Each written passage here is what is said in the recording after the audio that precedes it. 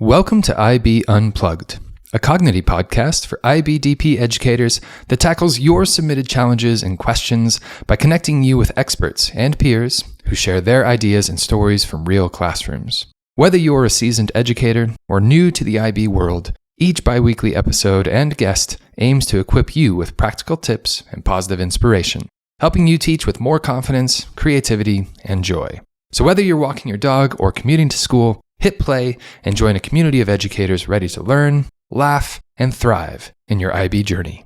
Hi, everybody. Welcome to an episode of IB Unplugged. It's been a whole season. We've just come to the close of season 2, and what a fully packed schedule we've had. We've spoken with some really incredible people, been able to do lots of different episodes and cover a wide range of topics and themes that we hope have been really useful for you as educators as you go in and practice each day. And as we thought about this, we like to do a season recap, but we can't really go episode by episode. There were just so many episodes and really, really great things that we covered. So John and I went on our own, reviewed our episodes, had a look at what kind of themes were popping up. And one theme that I realized is we talked to some really smart people, and we had some really great ideas coming out through a lot of these, and things that have then influenced other episodes that we've done, things that have influenced the way that I think about learning and think about student engagement and things like that, things that I know John has been able to implement in his classroom. And so for this episode, we're going to take a few of the main themes that have emerged as we've gone through these, talk them out, give some examples of some of the episodes, and give some kind of last minute reflections and last lingering thoughts that we've had that we hope we can all take into the next school year. So in this episode, we're unpacking 5 key themes from season 2, and we're so glad you're here. Let's dive into our season 2 reflection with IB Unplugged.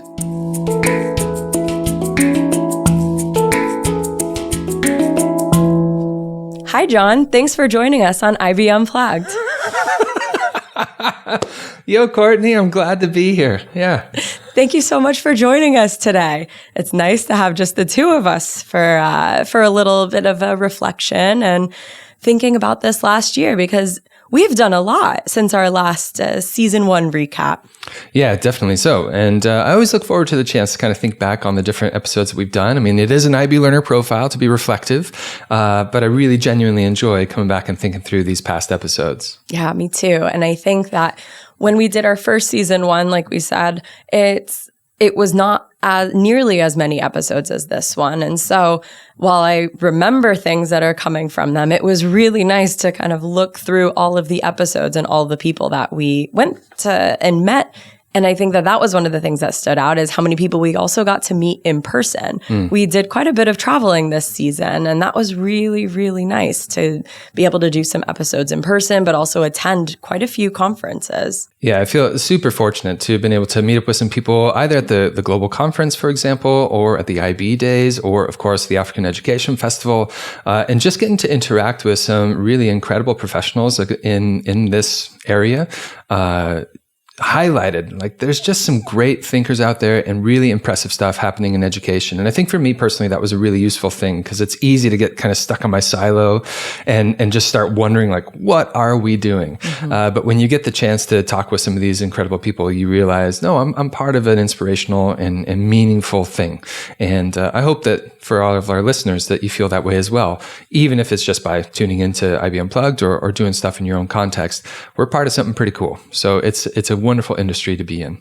Exactly. So I think it's been a season for me of feeling really motivated and proud to be part of the IB community, really being able to meet a lot of people, learn a lot of things. And I think that when we were looking through these different themes that we're going to dive into, something that stood out to me was just how much people really do care about their craft, and how I think that there is a bit of a reputation with teachers where it's like, oh, everyone's so busy and burnt out and da-da-da. But it's such a gift to be able to talk to people who are still so excited about the craft of teaching and learning. And that's really been an inspiring, and one of the highlights of being able to do this is like the enthusiasm that you get when you talk to other enthusiastic people.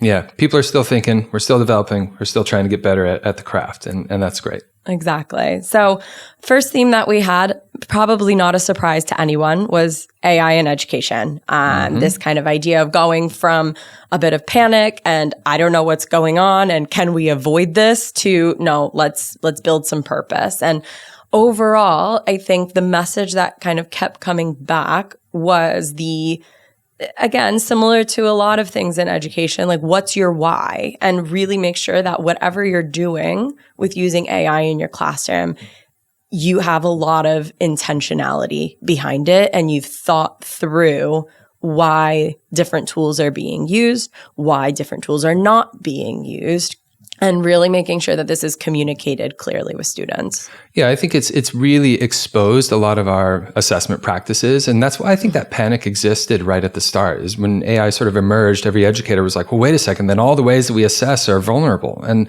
they kind of are. And therefore, we had to just examine, like, wait a second, are we educating so that students can do well in an assessment, or are we educating for something deeper and something more meaningful? And I think starting with that assessment piece, as much as I hate to admit it, was probably a really good place to start, to really start thinking, why are we assessing? What are we assessing? And what is that actually for? Because, whatever you focus on, whatever is going to be assessed is kind of what you end up focusing on as a teacher and in students as well, and for parents.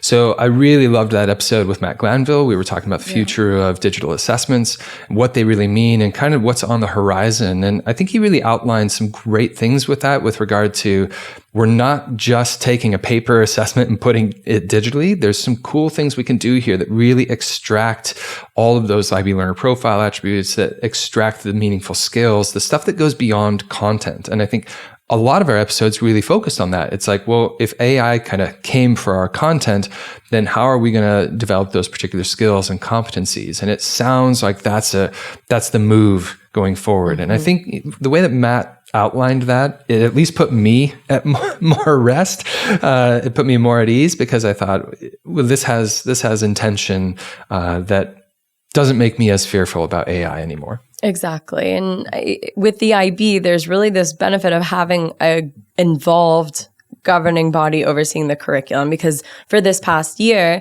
we've been talking with a lot of different people and being able to speak with Matt, for example, and see the IB's direction. It was almost like a teaser for what we now have with the AI principles. And so I feel like being able to see that the IB is not just avoiding it, they're recognizing it, but also they're recognizing the potential and what's exciting about where digital assessments could take us and things like that, is a really important indicator to have a feeling for what should my classroom or what should my school be looking like. And I also, on that kind of note, I think that Rita did a really great job of also having these really honest conversations of, what does this look like for teachers right now, and what do I need to change? Yeah, Rita is such a incredible resource, actually, and talking with her really helped frame things a lot better for me. We had some conversations in season 1 with Clara Hawking, for example, and Clara kind of instilled a bit of fear in me about, like, oh, I got to do all this stuff and make sure my policies are in order, and for good reason, for really good reason. Yeah. But talking with Rita, I think, made it really, really helpful as well, because it helped to show me, like, here's how to use this stuff principally. Here's how to develop student agency, what educators need to know, how we can work through that in AI. And I thought that, she just brings such a depth of understanding, so much research to it. And of course, she's done almost every job in the IB, so she knows what this is like. And so I thought that was a really powerful thing, but especially just moving into practice. How do I implement policies? How do I kind of be aware of all the issues that might happen with regard to AI, and not like I just felt a bit more comforted with Rita, like aware that stuff is going on and I need to do things. But I thought Rita's episode really clarified what schools can do to make sure that they are ethically using AI, that they're responsibly using AI, and that they're moving in a right direction that essentially it keeps IB's values at the forefront. They're not at odds with AI, but we need to be intentional about how we're developing our human learning and not just outsourcing that to AI all the time. And I thought she did a great job of paraphrasing that and making it more achievable for all educators. Yeah, I agree. I think Leon also had a really similar approach to that, where with him, he was talking about kind of accepting some students will try to offload their work and some students won't. And the students who are using AI for the right reasons will flourish. And it's your job to, as an educator, to make sure that students understand kind of the ethics and the why and the motivation for not using AI for the things that matter, for the learning pieces, that it's an incredible opportunity for things like formative assessment, but this is where we need you to use just your brain and kind of turn everything else off. And I think that he had a really practical approach to, like, AI ethics is a very lofty idea. And he's like, okay, but what does that mean when you have that dialogue with your students? Yeah, just kind of getting a little bit more authentic. And I think it's like the cheater's long game. Like, there's part of me that, if somebody's cheating and they're like, well, that's unfair. I'm like, it's going to come and bite them eventually. Like, it genuinely will. It's just going to happen. And so I felt like there was a little bit of that in his episode and what he was clarifying. It's just like, kids who are doing well and understand the concepts and get this whole idea, they're probably going to do well with using AI anyway, just as you say. But then I was also, I was really quite inspired by, again, David Spooner. And I feel like we need to have him on each season. He just kind of gives me that dose of like, this is useful, meaningful stuff. And let's not forget what education is about. And, of course, I always come back to that metaphor that he used with the forklift in the weight room and that sort of thing, and the purpose of education being more than that. But it seemed like he was really talking about AI's here, of course, but we need to recommit to that irreplaceable human dimension of education. What is the point of we're all together in the same room? I'm an adult who's kind of gone through some of this stuff. Here's a young person or a few young people in this room. What are we actually doing here that goes beyond just content transmission, beyond assessment criteria? And let's value that. Let's not forget, like, there's a reason we're all in the same space at the same time. And so David, I think, really kind of wrapped those things up, some of those key ideas of like, AI is here, there's some panic, there's some practice, some stuff that we can really do with it. But let's not forget, at the heart of all this is a group of humans in the same room sharing experiences. Yeah, no, I definitely agree. And I think he'll probably laugh that his episode is put into an AI theme, because I think that so much professional development and thought leadership around AI is all about like the tools and how to use the tools and how to protect people from the tools. But I like that we also put David's episode kind of in this theme, because it really was like, it's not just about the tools. And it's like, when we have a complete shift in the way that students can and will access information, what still matters. And it's nice to have people that are also not necessarily super pro AI. We don't want everyone to be like super pro tech, because otherwise it just sounds like at Cognity we have this massive agenda to make everybody into super ed tech user, and that's not it. We have an agenda of improving learning, and I think that you need to have that balance, and he holds us and everyone accountable to that, of making sure that you're being really conscientious about what you're doing in your classroom. Carrying on from what David was really talking about with like, here are a bunch of humans in the same room, it really kind of presented itself as another theme from this season. And that was beyond the actual written curriculum, beyond the key learning outcomes and that sort of thing. There's humans in this room that we are developing and that we're teaching and that we're trying to develop some learning there. And so really emerged as just the human at the heart of the learning is a theme that showed up in our conversations in season 2 quite a bit. And I think this insistence that like we're developing dignity, belonging, joy, genuine human relationships, this stuff all needs to happen in the classroom, whether that's an IB classroom or not. And they're not just soft extras, they're like the foundation on which everything else rests. And so I was really inspired by a lot of the people that we spoke to about this, specifically like Matteo Tobar. And when he spoke about Well, one thing I really liked about Mateo is he kind of is almost an outsider sort of feel to that. He's not directly in education, but he's not in the classroom, but he had really impactful things to say about how you can get involved in the community. And when you're involved in the community, you kind of touch the heart a little bit more, and people see themselves as part of that whole community hub. And then it was just really inspirational to say to teachers, when you reach out to your communities, chances are they're going to say yes, and they're going to want some involvement. And then the way he outlined that students develop in that way and that schools themselves find a deeper identity, I thought was really, really impactful. Yeah. On that, I loved that it was calling the students change makers. And that episode sat in quite a few where I was always thinking back when we were at conferences and we would talk to people. I think CAS comes up all the time. I think making sure that community involvement in your schools was coming up a lot for meaningful learning.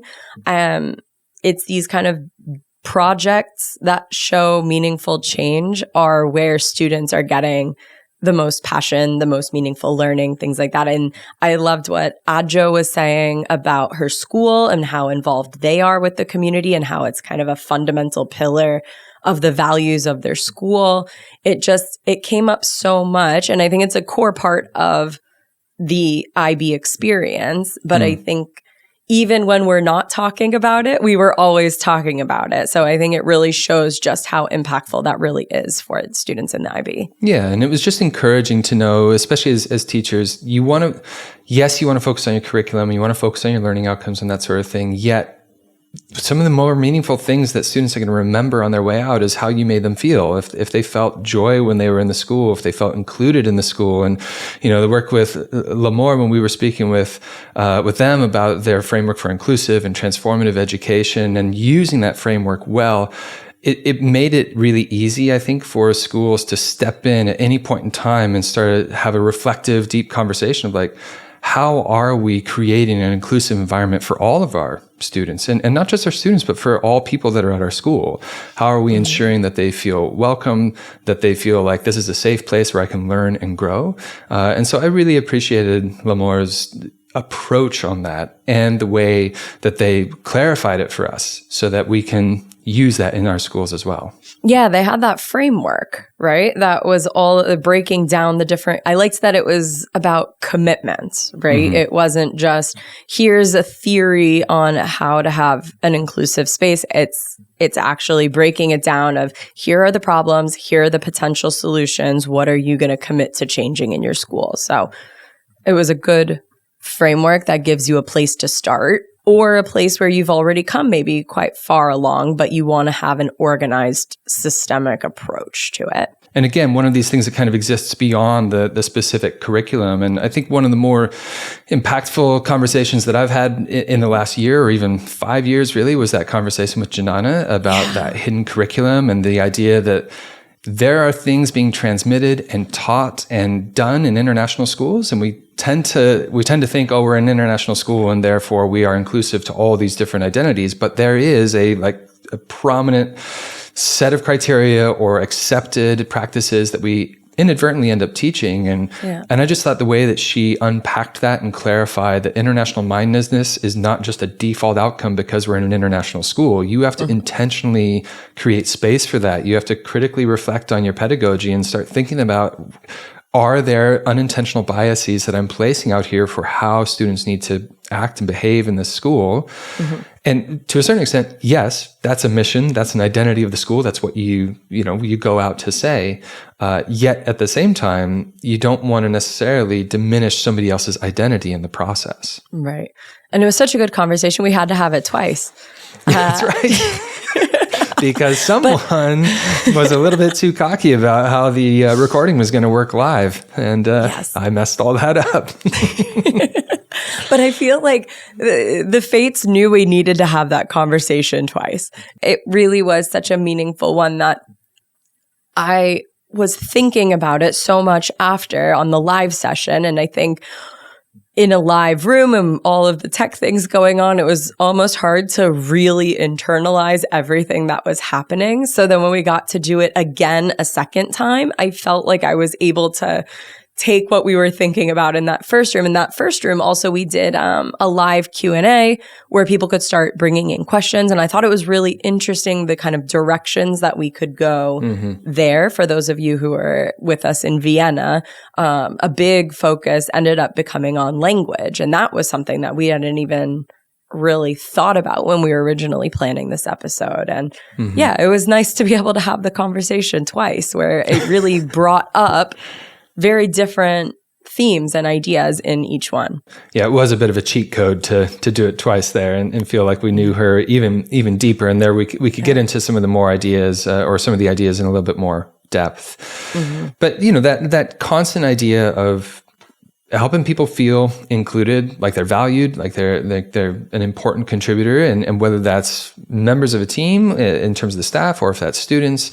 One of the things I really appreciated was our International Women's Day episode, kind of special bonus episode. We got to talk with all sorts of different people in Cognity and just talk about like that idea that you can't assume that inclusion happens. You have to be an advocate. You've got to be deliberate in the way that you build your culture. You've got to have a willingness to show up for others and to recognize that we're all moving for the same idea here. I thought that was a really powerful message, at least for me, that stuck out in that episode. I'll be honest here. It was the week, to everyone, you already know, it was the week before International Women's Day. And I was like, it's International Women's Day.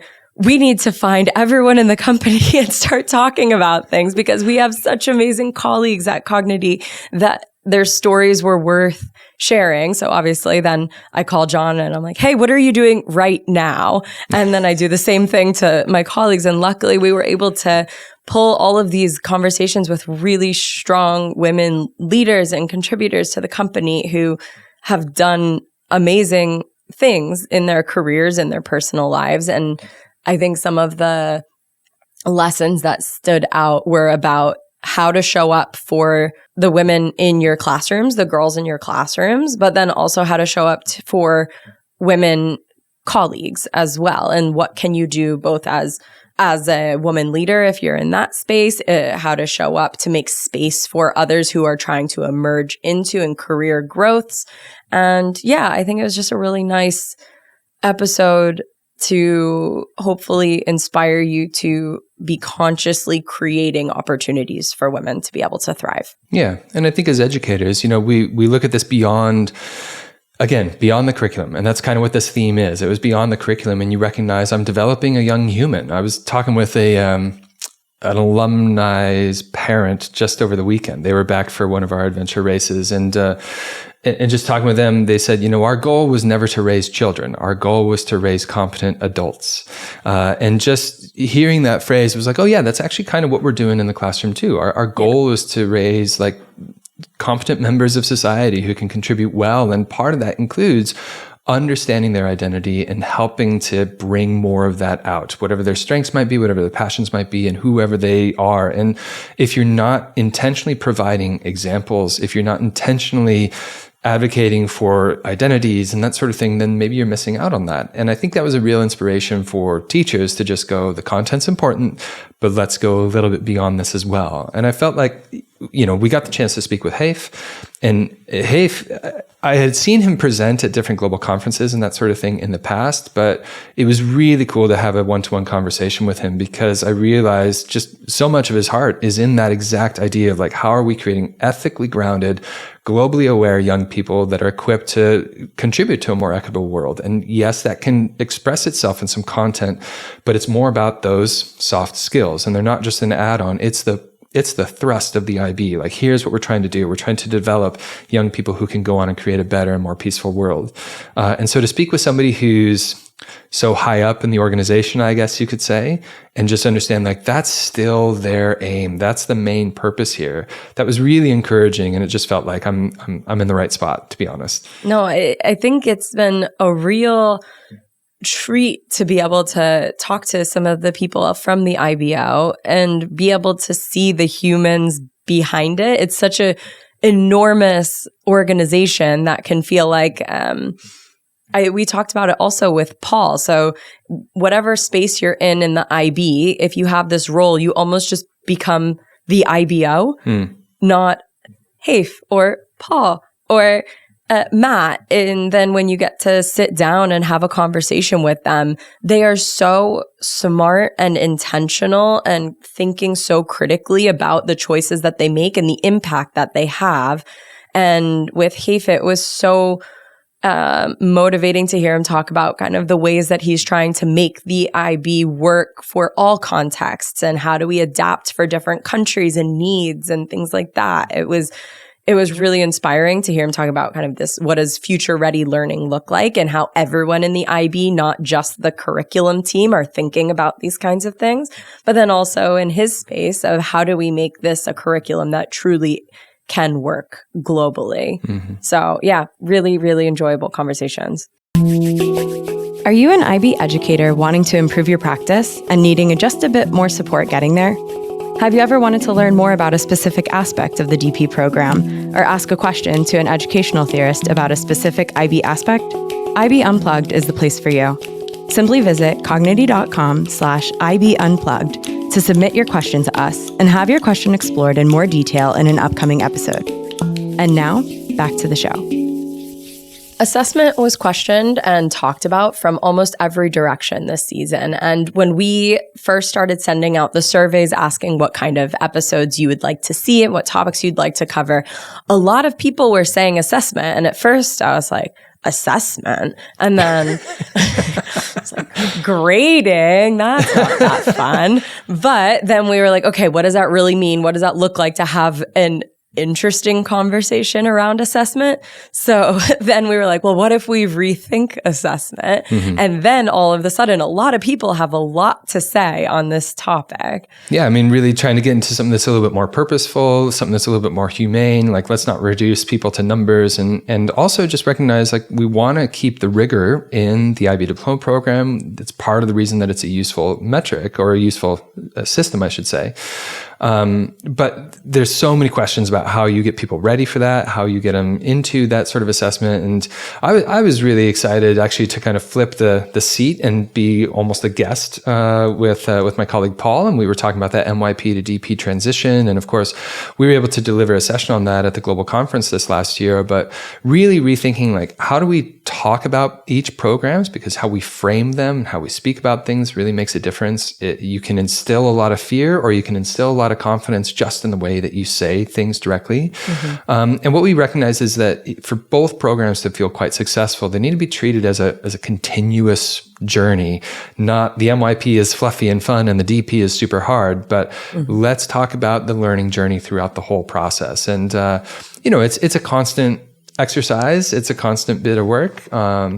But that one in particular, I think, was a useful one for most people. How do we manage that transition from MYP to DP effectively? Yeah, I actually gave that as a homework assignment to a lot of people at Cognity, because, as you know, Cognity is entering into the MYP space. This is the first year that we're really doing it.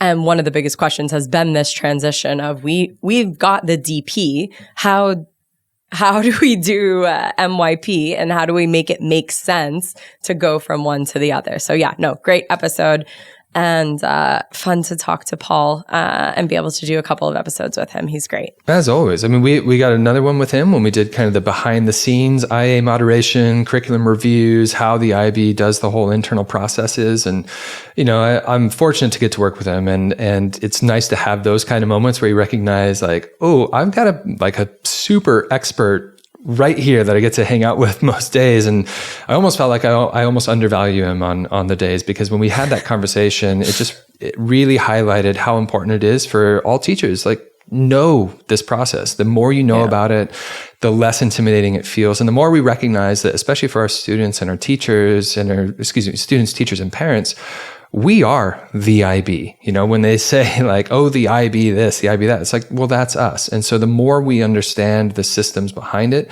the better we can show up for all of our stakeholders. And so I thought that was a really nice way to kind of clarify the backstory, or behind the curtain kind of thing. And Paul did a great job with that one. No, I agree. And I think that these kind of episodes talking about the assessment, we also talked about business management. We did that deep dive with Maria. We did focus on IB assessment, but then we also focused a lot on what else is there and what else could there be? And I think that Matt Hayes, his episode of kind of all the work that he's doing to show what student learning can be outside of those tests was also one that really stuck with me, of like, he's doing great things to help students showcase their strengths and be able to have another way to prove that they're growing and learning and thriving, and really showing alternatives to test scores that can demonstrate what a student is really doing inside their learning experience. Yeah, I mean, his work is brilliant. It's great because, especially in international contexts, a lot of people, parents and students, look to grades because it's the simplest symbolic form of how they're doing.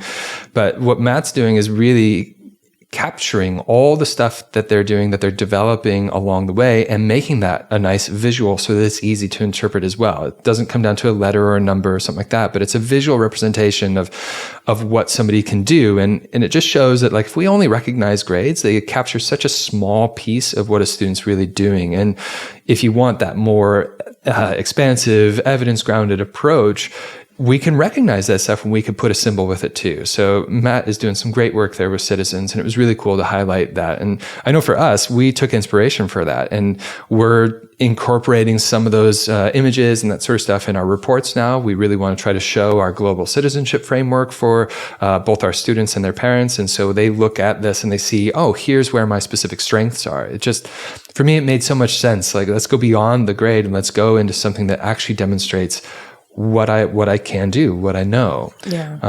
And so I thought, the work that Matt's doing is excellent, and it really helps push us forward in good ways. Mm-hmm. And part of that, like policy reflection, basically, like looking into how are we actually showing, in this case, reports for young people. It just really brought in that idea of Rohit's episode where we were talking about the personal development plan, how you can get better as a school requires that reflection. And some of that is policy redevelopment. Some of that is deep dive into what systems are working here as well. And I think sometimes educators, and especially DP coordinators, we look at the PDP and we're like, oh God, another set of boxes to tick and another like accreditation journey. But it becomes way more meaningful when it's connected to that timely and those real moments in students' journeys. And I thought Rohit did a great job of connecting the purpose of that to the PDP. When I think about from the beginning with this podcast, this is one area where we've really had a lot of strong, clear takeaways of things that you can do in your different classrooms and in your schools to be able to have alternatives to just the grade. And that's something that we've been able to see through both seasons, when we talked about Conrad's episode with the Learner Passport, when we talked with Matt about the Deep Learning Seminar. And there are ways to actually measure and meaningfully assess, or at least grow with your metacognition skills and things like that. And with the episodes that we just talked about, but then even with Matt Glanville within the IBO, these are things that they're all thinking about and really saying, we want to move into this direction. I think back to our theme of AI, it's forced us in a lot of ways to reconsider what matters most and how do we actually assess it. So I've been really happy about this theme, and I've really enjoyed seeing all of these different ways that people are thinking about how to measure student learning and really show it beyond just the grades. Now we just need to get the universities on board. That's it. The fourth theme that we identified as we did this analysis here was this idea of student agency and real-world relevance. It just seemed like again and again throughout all of our episodes this season, guests were asking a fundamental question about, are students just passive recipients of content, or are they actively engaged in being an agent of their own learning in the classroom and beyond that as well? Even starting with our second episode of the season with John Cannings, he really looked at sustainable education, and specifically why it works best in an inquiry-driven model, in a community-connected model, and when you give it some real stakes. When students actually feel like I'm doing something with a purpose that matters, and it goes beyond something that's going to be on a report or something that's in a grade that's just going to be shared with me and my parents, then suddenly it has much greater impact. And so it just showed me that, it's not a curriculum add-on, but when you meaningfully engage with it, then you can get some great sustainability in education. And again, you can really develop that student agency quite well. Yeah, it's so important to again, what we've been talking about with a lot of different people, like how does your mission and your vision and the values of your school show up in meaningful ways? And I think that more and more we're seeing a lot of schools that are really wanting sustainability to be a core element of what their students are thinking about and how they're thinking about the curriculum and their learning. And so I think this was a really strong way of how do we bring this to the forefront. Another one that is in that same vein was with Jennifer Brandsburg Engelman. These are both authors of Cognity textbooks, and they're both fantastic people that are really trying to drive these ideas forward. With Jennifer, we were talking about teaching for regeneration. And I remember at first when I was thinking about how to work with her, she's done our economics book, and I was thinking that this would be a great economics bonus episode. And then as we were going, I was like, no, everyone needs to listen to this. Yeah. I mean, I felt like I got a nice, deep dive into economics in general. But the thing that really stuck with me was how to challenge those economic axioms, I guess, or those unspoken or just assumed ways that we speak about our content, that we might not even be realizing we're painting a whole picture about what this means, what it says. The thing that stuck out to me from her episode was, we call these things negative externalities instead of recognizing they're part of an overall system. And, my limited economic knowledge was like, well, yeah, but that's just what they're called, and that's how we use them. Yeah. And she really helped to open up this idea that, if you don't challenge that, then you're kind of left to thinking this is kind of how it goes. And so challenging the ways that we label things, that we identify things, can be one of the most powerful ways to help develop students who are going to think more critically about the world they're entering. And that, of course, is going to develop that student agency even more. And I think that agency, you start seeing it play out. It was really interesting this season. We also got to talk to a few people who were previously IB students and now either in the IB world or IB adjacent. And one of those that stands out for me is obviously Amy, who now I'm 1 degree from the Dalai Lama. Thank you very much. I know. What is it? The 1 degree of separation? Yeah. Like, this has got to be my best one now.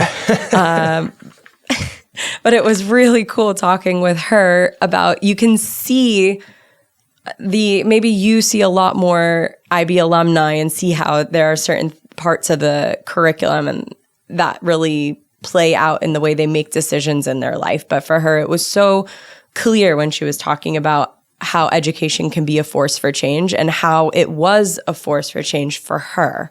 So I think that it's so important to think about how things like sustainability, how change making and all of these elements are part of the curriculum, because that's ultimately what's going to shape the rest of their lives. And she was such a good example of that. Yeah, I think so. That idea that, changing lives isn't just when you're delivering it to a community or something like that, but rather when the community is built as part of it, like they're in there from the foundation. That's where you build in that idea of like dignity and trust and the shared aspiration. And yeah, it was cool to see, an IB alum bringing up exactly those themes that we're really hoping that we deliver within the IB program itself.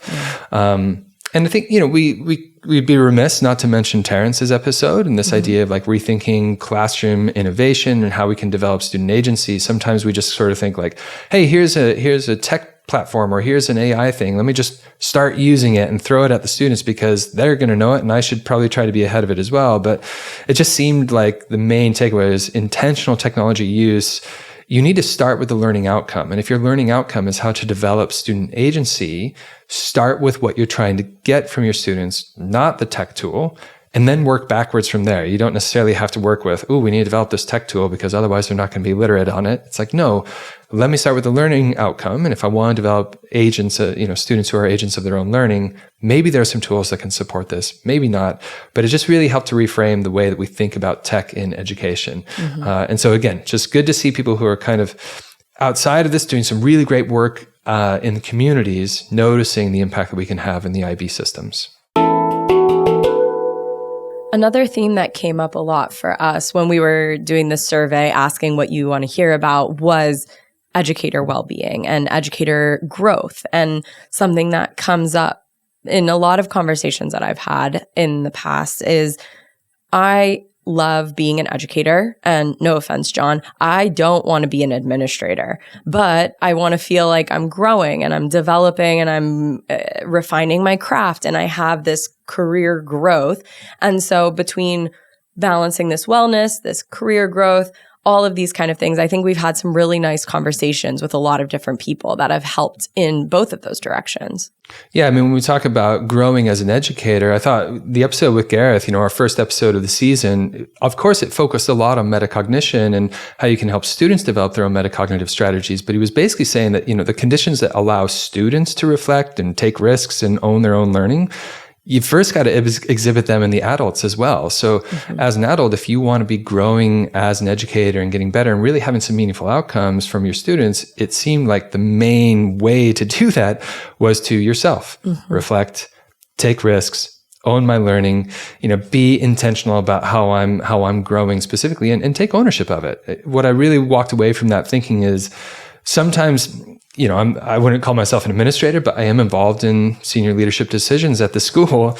And there are moments where you feel like, is it my responsibility to take care of somebody else's well-being? Is it my responsibility to take care of their growth? And I think there are certain structures we can put in place that help with that. But at the same time, individual growth and individual well-being kind of depends on the individual and how they want to grow from that. And so I just really love the way that he framed that. He said, when it comes to metacognition, develop it in your students, but in order to get there, you yourself as the educator need to be practicing the same things. Yeah. Do you know who I think did it really well was Temitope, when she was talking about all of the coaching at her school. That was one of the most clear, actionable programs that I've seen with a school of this is how we coach, and how deliberate all the decision making was like the person who's coaching you on your subject is not going to be the person who's your people leader, however you would call it. And these are the spaces that we create to make sure people are learning together. It was such a thoughtful and well-designed way of really making sure that professional development was at the forefront of their school. Yeah, we took some inspiration from that one, actually. And we developed a quality enhancement framework here at the school. And we have kind of our weekly meetings that we call the theory into practice or tip sessions, which we then just completely revamped and basically allowing intentional spaces of coaching. So we just have, I think we've got a couple of weeks planned for this academic year where it's just you're meeting with your coach, you're reflecting, you're coming up with ideas. What are the things that you want to get better at? And so, yeah, we took a lot of inspiration from Temitope's approach. And now we're going to try it out. We want to try it here at the school and see how we can make that a lot better, because we recognize that, educators are I don't think any educator comes in being like, I'm going to do a bad job today. My goal is to be really difficult. No, we all want to get better. We want to be, good for our students. And I think the reality of the landscape of education right now is it's complex and it's challenging. And especially when we layer on trying to identify academic integrity issues, for example, in the age of AI, and all these things that can happen with students who show up and they need to feel included, they need to feel valued. There's this wide range that kind of goes well beyond just differentiating your content. Yeah. And that's where I felt that work with Diane Blackburn was really cool, that episode where she really outlined universal design for learning, why that's such a benefit for students, but also for teachers. Like, you can look after your own growth, your own well-being when you're using these UDL principles. And it's not really about a whole new add-on or something else. It's about doing things or framing it just a bit differently so that everybody in your room can get better. And then it was really cool to follow that up with that conversation with Wayne, who, of course, at Cognity, and talking about that intentional design. Yeah, no, I definitely agree. And I think that something that stands out again across all of our episodes is something that maybe in the edtech space, people throw too lightly. And I would say most edtech products somewhere on their website, including ours, it's like, we help you teach with confidence. And it is so hard to teach with confidence in this day and age, or whatever you want to call it. Mm-hmm. Like, that is so much easier said than done now, where on your best day, are you really able to teach with confidence and feel like, oh yeah, I nailed this lesson. I've nailed this way of teaching. I mean, everything's been changing so quickly for everybody.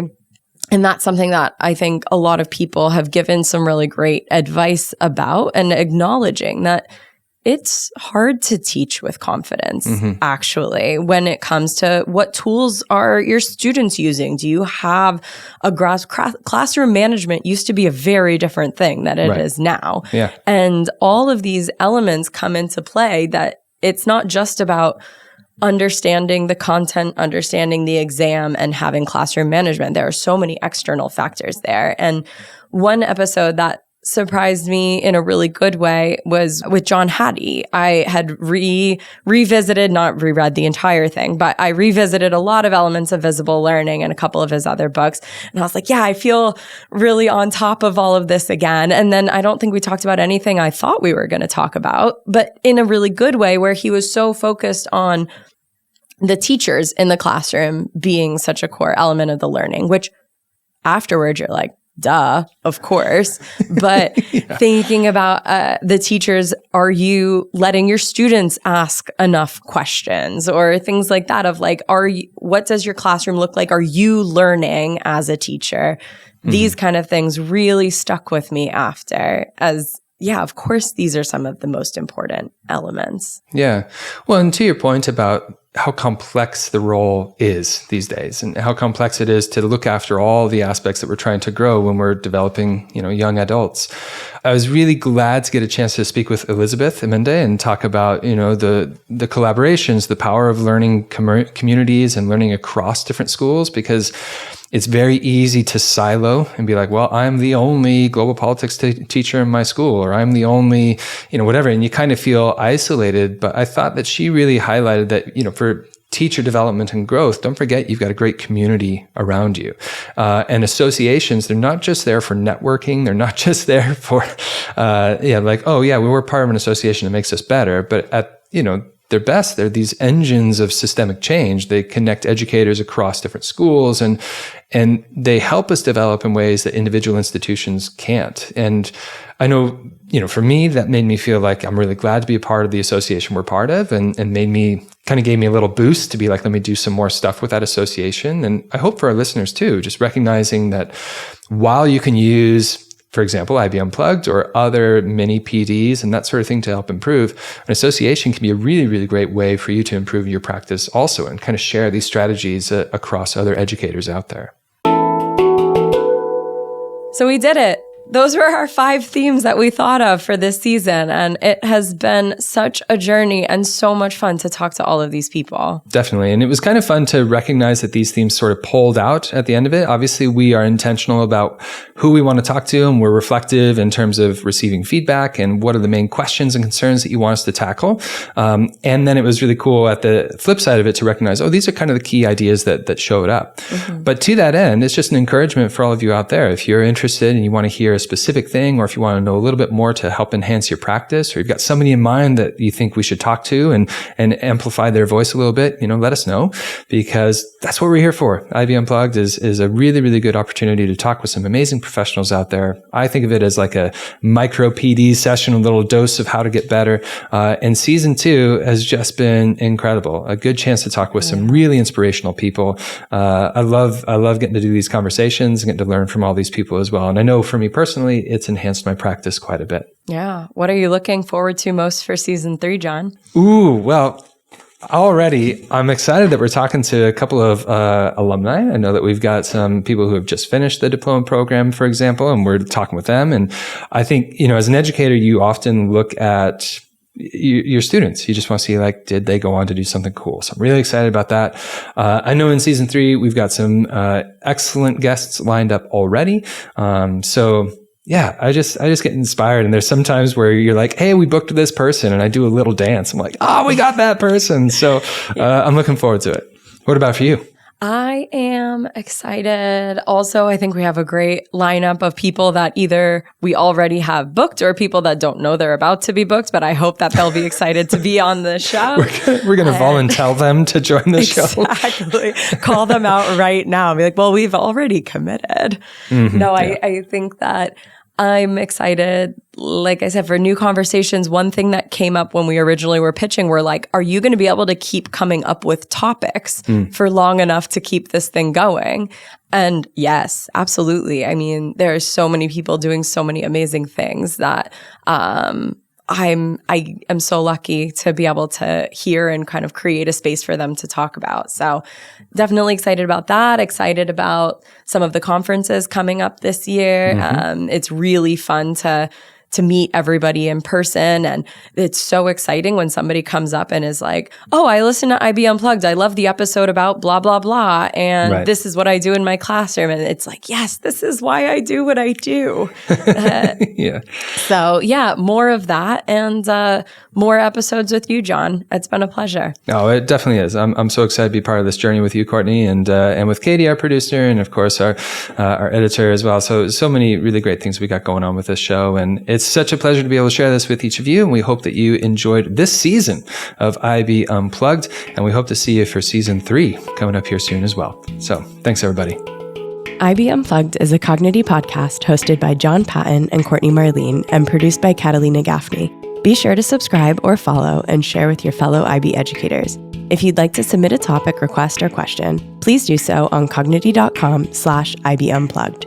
Let's keep the conversation going and support each other in teaching with confidence, creativity, and joy. See you next time.